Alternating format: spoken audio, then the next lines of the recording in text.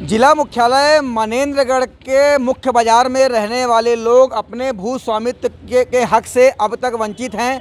इसको लेकर के पिछले कई सालों से समस्या चली आ रही है। पिछले दिनों सीएम भूपेश बघेल की अध्यक्षता में हुई कैबिनेट की बैठक में इसको लेकर निर्णय लिया गया है कि अब जो है यहाँ के लोगों को पट्टा मिल सकेगा। मैं आपको दिखाता हूँ पहले, ये मनेंद्रगढ़ जो शहर है, यहाँ के लोग अभी तक अपने भू स्वामित्व के हक की जो है उससे जो वंचित हैं और अब जो है आने वाले समय में उनको पट्टा मिलेगा। हमारे साथ जो है कुछ लोग हैं, चेंबर ऑफ कॉमर्स के जुड़े व्यापारी हैं, हम उनसे बात करेंगे कि कैसे ये पूरी प्रक्रिया है जिसको जो है आगे उसका लाभ लोगों को मिल सकेगा। आप बताएंगे किस तरह से लोगों को इसका लाभ मिलेगा?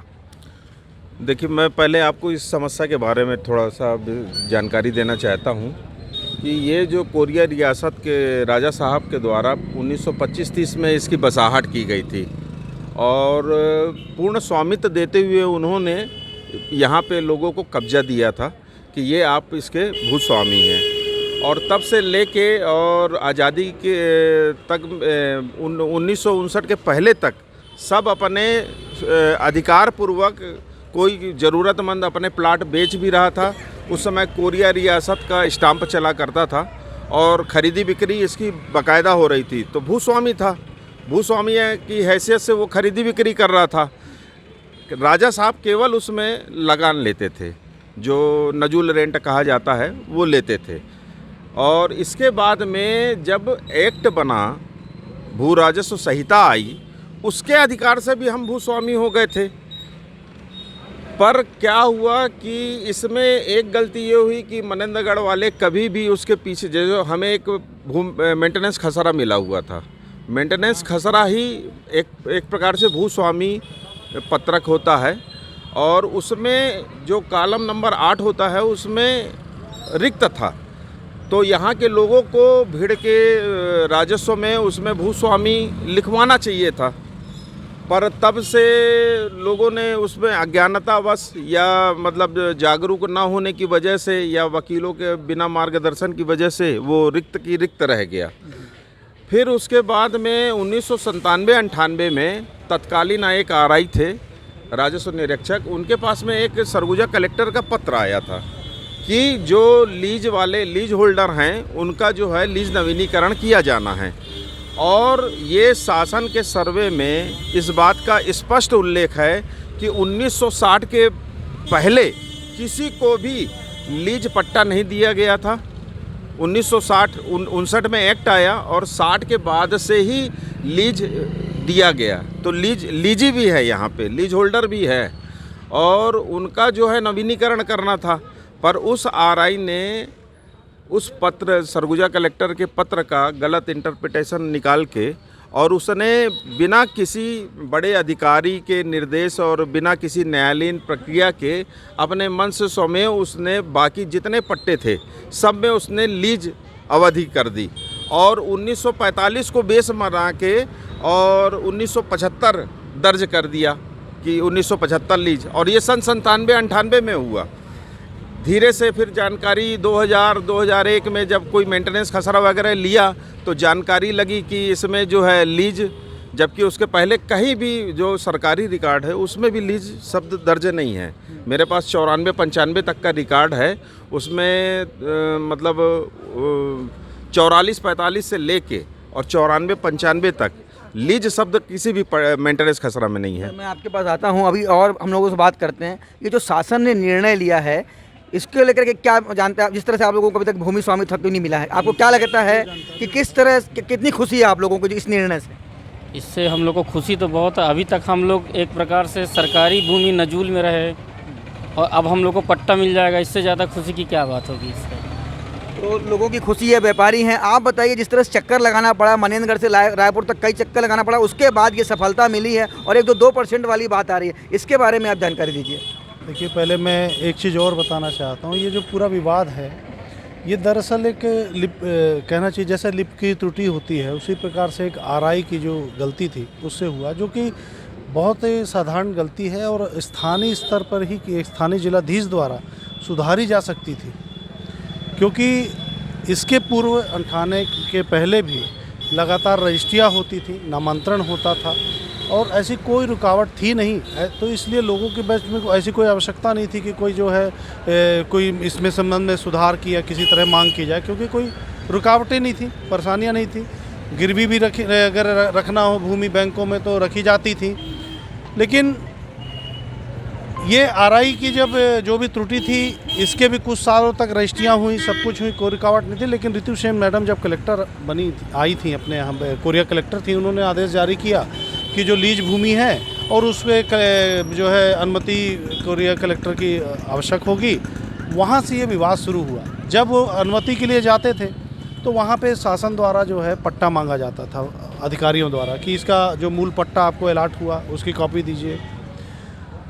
अब पट्टा चूँकि वास्तविकता यह है कि कभी अलॉट हुआ ही नहीं किसी को। ये शासन ने लिखित में हमको दिया कि पट्टा कभी हमारा, ये कि हमने जब लिखित में वहाँ से मांगा कि ठीक है हमारा पट्टा यदि गुम गया, यदि एक व्यक्ति को अलॉट होता, 2 व्यक्ति को होता, अगर आपने यहाँ पे 500 700 720 प्रकरण है, ये 720 प्रकरण में पट्टा अलॉट हुआ होता तो 720 का 720 पट्टा तो गायब नहीं हो सकता था। तो जब उसके बारे में पूरी अपन ने सूचना अधिकार और ये सब लगा के जानकारी मांगी तो यहाँ से लिख दिया गया कि हमारे पास रिकॉर्ड नहीं है, और यदि कोई ये इससे संबंध में कोई रिकॉर्ड होगा तो शायद ये सरगुजा ज़िले में बंटवारे के समय वहीं रह गया होगा, हमारे पास नहीं। जब सरगुजा ज़िले में लगाया गया तो उन्होंने कहा हमारे समस्त रिकॉर्ड हम लोगों ने जो है कोरिया ज़िले को ट्रांसफ़र कर दिए थे, हमारे पास इस संबंध में कोई रिकॉर्ड नहीं। तो इसका सीधा सा अर्थ है कि किसी प्रकार का कोई रिकॉर्ड ही नहीं था शासन के पास। फिर भी जो भूधारी हैं जब वो जाते थे अपने किसी कार्य के लिए, उनसे पट्टे की मांग की जाती थी ना ही। अब मेरा सिर्फ इतना शासन से हम लोगों ने ये भी सवाल किया कि भाई ठीक है हमारा पट्टा गुम गया, इतना पुराना था, यदि 50 के पहले 40 के पहले जब भी आपने दिया होगा तो वो जीर्ण शीर्ण हो गया होगा, ये तो निश्चित है। तो भाई आप डुप्लीकेट जारी करने की प्रक्रिया करिए, हम सारे लोगों से निवेदन करवा देते हैं। परंतु बावजूद वो जो है कुछ भी नहीं हुआ।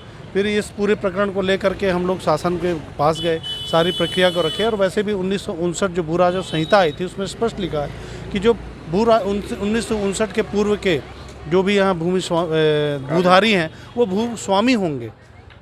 लेकिन आज भी ये सब चल रहा है प्रक्रिया तो चल रही है जिस तरह से शासन ने कैबिनेट में निर्णय लिया है। अब मैं ये जानना चाह रहा हूँ कि कितने लोगों को इस शहर में लाभ मिलेगा और किस तरह से अब आगे की प्रक्रिया होगी। लगभग 700 से 750 ऐसे ज़मीन हैं जिन पर ये लाभ मिलेगा। और जो 1959 के पूर्व जो यहाँ पे रहे हैं, काबिज रहे हैं, उनका 53-54 में मेंटेनेंस खसरा में जिनका रिकॉर्ड भी है, ऐसे रिकॉर्डधारियों को केवल अपनी भूमि का 2%, केवल भूमि का, उस पर बने मकान से कोई मतलब नहीं है। तो भूमि का केवल जो है जो उसका जो भी सरकारी रेट आएगा उसका 2% पटा के उन्हें भूमि स्वामी हक देने की पहल हमारे यशस्वी मुख्यमंत्री माननीय भूपेश बघेल जी ने दी है। और इसका लाभ निश्चित हर एक व्यापारी को और बाज़ार के जो भी रहवासी हैं उनको मिलेगा। मैं आपसे जानना चाहूँगा कि जिस तरह से ये बातें आ रही हैं तो आप, क्योंकि चेंबर ऑफ कॉमर्स और कैट के व्यापारी संगठन जुड़े हुए हैं, तो क्या लगता है आपको जिस तरह की समस्या का हल अभी हुआ है कैबिनेट में, तो मनेंद्रगढ़ के व्यापारियों को कितना बड़ा लाभ इससे मिलने जा रहा है? नहीं, लाभ तो निश्चित रूप से देखिए अभी बहुत भारी समस्या थी। आपको बता दूं मैं विगत 3 वर्षों से इसमें ना नामांतरण हो रहा था, ना फौती दर्ज की जा रही थी, ना आपका खरीदी बिक्री हो रही थी। बैंक वालों के पास में जाओ तो उसमें लीज अवधि किसी की 1975 दर्ज है, किसी की 2005 दर्ज है, और उससे बैंक से ऋण भी नहीं मिल रहा था। मतलब ले दे के आदमी को अपनी संपत्ति का अधिकार ही नहीं मिल पा रहा था। अब ये प्रक्रिया आई है जो उन्होंने शासन ने एक दिया है, जो भी गाइडलाइन है अभी हमारे पास तो यहाँ पे कोरिया कलेक्टर के पास पहुँची नहीं है। सर्कुलर को गजट नोटिफिकेशन जो आ जाए उसको पढ़ के समझ के और जो है एक बार प्रक्रिया शुरू करवाएंगे। और निश्चित रूप से बहुत लाभ, अब लाभ ये है कि हमारा मानना है कि हम फ्री होल्ड वाले थे जहाँ पे हमको 1 रुपये नहीं लगना था, पर अब शासन ने 2% अगर प्रीमियम निर्धारित किया होगा तो भी कोई बुराई नहीं है, क्योंकि आज करोड़ों 1-1 करोड़ 2-2 करोड़ की प्रॉपर्टी है और उसमें 2 रुपये का भी लाभ नहीं ले पा रहे थे व्यापारी।